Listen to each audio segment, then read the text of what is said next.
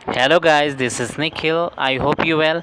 मैं बता दूं कि पॉलिटी के मैंने बहुत ही अच्छे सेशंस को आप सभी के सामने लेके आ रखा है। अगर आपने उसे नहीं देखा है तो सारे वीडियोस को देखो।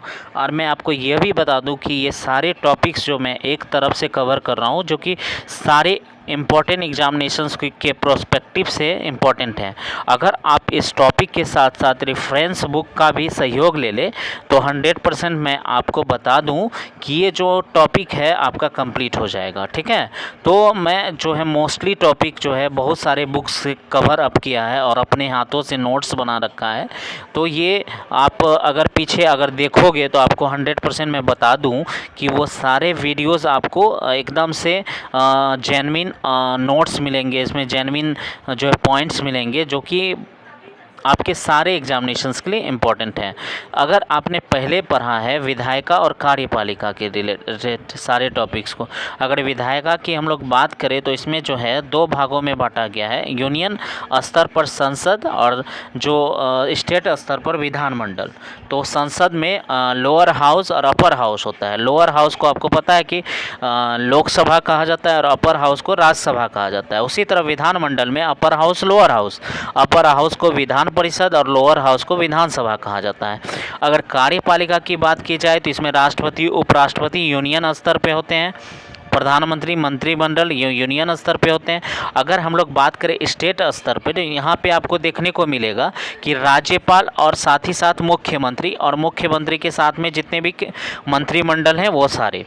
अगर अब जो है हम लोग बात कर रहे हैं न्यायपालिका की। न्यायपालिका का जो विभाजन होता है वो यूनियन, स्टेट और डिस्ट्रिक्ट स्तर पे होता है।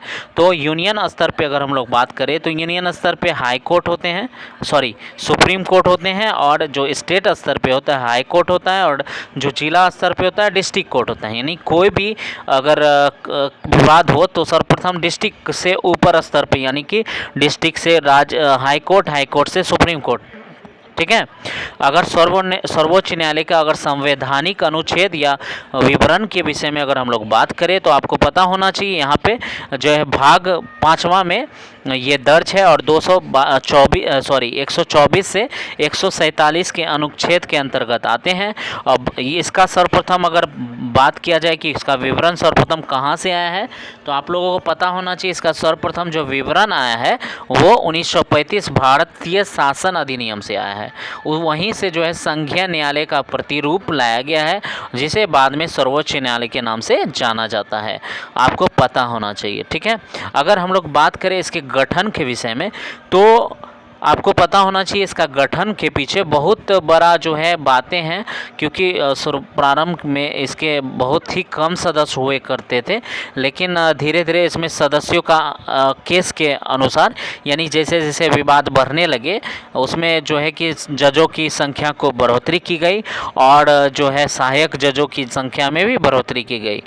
तो अगर आप न्यायाधीशों की संख्या की अगर प्रारंभ में बात की जाए तो 124 अनुच्छेद 1 में दर्ज है कि प्रारंभ में 1+7 यानी कि एक जो है प्रधान यानी मुख्य न्यायाधीश हुआ करता था, चीफ जस्टिस ऑफ इंडिया, और उसके बाद +7 हुआ करते थे। तो आज मैं आपको सर्वोच्च न्यायालय के विषय में विस्तार से विवरण दे रहा हूँ। इसके बाद जो है मैं कुछ दिनों में या फिर वीडियोस आपके सामने प्रेजेंट करूँगा जो कि रिलेटेड होगा उच्चतम यानी उच्च न्यायालय से, यानी कि हाई कोर्ट से। ठीक है, तो अभी जो वर्तमान में अगर आप देखोगे कि अभी जजों की जो संख्या है वो 1+33 यानी 34 है, यानी कि एक CJI यानी chief justice of India, another 33 members हैं। अगर नियुक्ति की प्रक्रिया की को बात की जाए तो आपको पता होना चाहिए इसमें जो है अनुच्छेद 224(2) में दर्ज है, और आपको पता होना चाहिए कि इसका जो नियुक्ति है राष्ट्रपति के द्वारा की जाती है और सुप्रीम कोर्ट के न्यायाधीशों के सलाह पर ही किया जाता है। यानी किसका?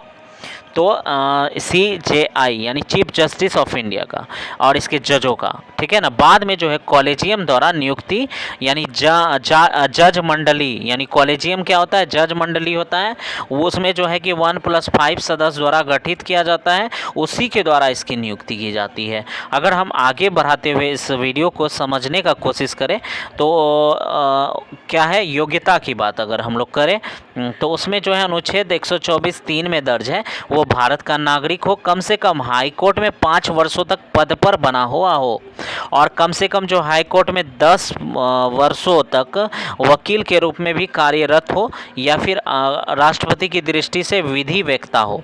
ये सारी उसकी योग्यता है। अगर हम लोग एक नज़र पुनः अगर इस मतलब कि सुप्रीम कोर्ट पर डाले तो मैं आपको बता दूं कि कोई भी देश जो होता है, न्यायपालिका, कार्यपालिका और विधायी यानी विधायिका, इस सारी बातों पर ही डिपेंड करती है कि वहाँ का किस तरह का जो है विधि व्यवस्था है। तो मैं इससे पहले जो है विधायिका, कार्यपालिका से रिलेटेड सारे वीडियोज़ आपके सामने प्रेजेंट कर रखा है। अगर आपने उसे नहीं देखा है तो ज़रूर देखिए, मैं इसे डिस्क्रिप्शन में ज़रूर डाल दूँगा। और साथ ही साथ मैं आपको बता दूँ कि ये सारे नोट्स इम्पॉर्टेंट्स हैं। अगर आप उसे नोट डाउन कर लोगे अपने कॉपी में तो फ्यूचर में उसे देखने में आपको सहूलियत होगा, ठीक है। और अगर बात करें हम शपथ की, आगे इस वीडियो को बढ़ाते हुए मैं अगर शपथ की बात करूं तो इसे राष्ट्रपति के द्वारा जो है दिया जाता है, और अनुच्छेद 124 में इसका वर्णन आपको 124(6) में इसका वर्णन आपको डेफिनेटली मिलेगा। तो आपको पता होना चाहिए ये जो है राष्ट्रपति के द्वारा इसका शपथ दिलाया जाता है। कार्यकाल के विषय में अगर विस्तृत जानकारी हम लोग लेना चाहे तो आपको पता होना चाहिए कि इसका जो जजों का जो कार्यकाल होता है 65 वर्ष होता है। अगर हम लोग आगे पढ़ेंगे उच्च न्यायालय का तो उसमें आपको पता चल जाएगा कि 63 वर्ष होता है, ठीक है ना। तो इस तरह से आप देख सकते हो। और एक बार जब आप पूर्णतः पढ़ लेते हो तो उसके बाद कहीं ना कहीं आप में यह समझ जरूर विकसित हो जाती है कि वो कहाँ से मतलब डिफरेंट पॉइंट आए हैं, और सभी लिंक अप करके अगर आप पढ़ने की कोशिश करोगे तो अच्छे से समझ में आएगा, ठीक है। इसका अगर त्यागपत्र की बात की जाए तो त्यागपत्र जो है राष्ट्रपति को दिया जाता है, ठीक है ना। हटाने की विधि को अगर जो है बताया जाए तो सेम टू सेम आपको पता होना चाहिए कि इसमें जो है कदाचार यानी कि साबित होने पर किस तरह से इसको हटाया जाता है। तो अगर साबित कदाचार हो तो उसको हटाया जा सकता है। असमर्थता अगर पद पर बना दिया गया है, अगर बाद में यह पता चलता है कि वो असमर्थ है उस पदों को निर्वाह करने के लिए, तो डेफिनेटली उसे उस पदों से हटा दिया जाएगा, ठीक है ना। तो ये बातों को आपके सामने मतलब कि दिमाग में रखना चाहिए। अगर बात किया जाए तो इसको जो है कदाचारिता यानी कि हटाने की जो प्रक्रिया है किस में मतलब कि पेश की जाएगी, लोकसभा या राज्यसभा, यानी संसद के किस सदन में इसे पेश की जाएगी। तो अगर हम बात करें तो दोनों में आपको प्रेजेंट करने होंगे। अगर लोकसभा में तो प्रस्ताव लाया जाएगा और 100 सदस्यों के बीच में इसे प्रेजेंट किया जाएगा। अगर बात किया जाएगा राज्यसभा का तो इसमें भी मतलब प्रस्ताव लाया जाएगा और साथ ही साथ इसे 50 सदस्यों के बीच में प्रेजेंट किया जाएगा। कदाचार अगर साबित हो जाता है तो 2/3 बहुमत से पदों से हटाया जाएगा, और आफ्टर जो है राष्ट्रपति जो है इस पर साइन करेगा। ये सारे प्रोसेस हैं उसे हटाने के, आपको पता होना चाहिए। और आपको ये जो है पता रहना चाहिए कि वी रामास्वामी ऐसे CJI हैं जिसे मतलब जिसके प्रति प्रस्ताव लाया गया था, ठीक है। वेतन की अगर बात की जाए तो 2,80,000 इसका वेतन है, और अन्य यानी CJI का, और अन्य का जो 2,50,000 है। इसे बात आपको ध्यान में रहना चाहिए। अन्य पॉइंट की अगर बात की जाए तदर्थ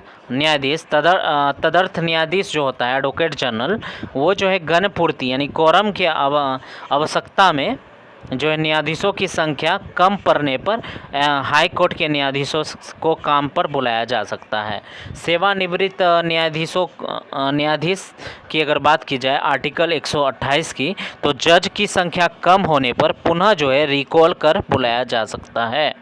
तो सुप्रीम कोर्ट की शक्तियों की अगर बात की जाए तो शक्ति जो है मूल्यतः कुछ भागों में बांटा गया है, 4, 5, 6, 7 इसकी शक्तियां हैं जिसे मैं एक एक करके प्रेजेंट करूंगा। अगर मूल अधिकारिता की अगर बात की जाए तो आर्टिकल 131 में यह दर्ज है। राज्य जो है भारत का विवाद के विषय में इसे प्रेजेंट किया गया है। राज्यों का मुकदमा जो है भारत में लड़ा जाएगा ये कहा गया है, और राज्यों का समूह जो है भारत एवं कुल राज्यों के विषय में प्रेजेंट किया गया है। ठीक है, नदियों का जल विवाद राज्य प्लस राज्यों के बीच में, यानी जो जो राज्य में नदी का जल विवाद होगा वहीं लड़ा जाएगा। रीट आधारित जो है इनको अधिकार मिला है, जो कि अनुच्छेद 32 में दर्ज है। 5 रीट द्वारा जो है मूल अधिकारों की रक्षा की जाती है। अभिलेख न्यायालय की अगर बात की जाए तो 129 अनुच्छेद में दर्ज है। सुप्रीम कोर्ट का निर्णय अन्य निचले न्यायाधीशों के लिए कानून रूप में लागू होगा। अपीलीय यानी अपील करने की जो विधि व्यवस्था है न्यायालय के द्वारा, तो कैटेगरी बना हुआ है, जैसे कि किस मामले को, जैसे शुरू में डिस्ट्रिक्ट कोर्ट, फिर हाई कोर्ट, फिर सुप्रीम कोर्ट के पास जाएगा। ठीक है, अगर सलाहकारी अधिकार की बात की जाए तो 143 अनुच्छेद में दर्ज है। तो सुप्रीम कोर्ट के द्वारा राष्ट्रपति के सलाह पर किया जाता है, और पर मानने के लिए पाबंद नहीं है कि वो सुप्रीम कोर्ट माने। राष्ट्रपति के सलाह पर किया जाएगा काम, लेकिन ये सुप्रीम कोर्ट पे डिपेंड करता है कि उसे माने अथवा ना माने। ठीक है, तो अगर हम लोग बात करें न्यायिक पूर्वावलोकन की, तो अनुच्छेद 32 137 और 13 आदि में यह दर्ज है कि कोई कानून संवैधानिक है अथवा नहीं, इसका निर्णय जो है लिया जाएगा। ठीक है, अगर आप आगे बात करो तो अन्य बातों के को अगर हम लोग लेके आए तो संविधान का जो व्याख्याता होता है उसे सुप्रीम कोर्ट के द्वारा किया जाता है, और जो संविधान का जो संरक्षक है वो भी सुप्रीम कोर्ट के द्वारा किया जाता है। तो आई होप कि आपने सारे पॉइंट्स को अच्छे से समझा होगा। अगर नहीं समझा है तो इस वीडियो को फिर से आप जो है देख सकते हो, ताकि अच्छे से रिकॉल हो जाए, अच्छे से समझ में आ जाए। अगर नहीं समझ में विकसित तब भी हो रहा है तो कोई रेफरेंस बुक ले लो और इसे साथ में कोरिलेट करके पढ़ो। डेफिनेटली मैं 100% बता देता हूँ कि इस टॉपिक में आपका कभी भी कोई क्वेश्चन नहीं छूटेगा। आर्टिकल्स जो है 124 से लेकर के 157 तक है, जिसे आपको पता होना चाहिए। I hope you are well and your study is also going well. ठीक है, तो आप जो है ऐसा करो, मेरे चैनल को सब्सक्राइब कर लो ताकि ऐसे वीडियोस आपको मिलते रहें, और साथ ही साथ नोटिफिकेशन बेल भी ऑन कर लेना, और अपने दोस्तों तक ज़रूर साझा करना, क्योंकि मैं आप लोग के लिए दिन रात मेहनत कर रहा हूं, तो उसका कुछ ना कुछ परिणाम तो आपको देना ही होगा। That's all. Thank you so much for watching my video.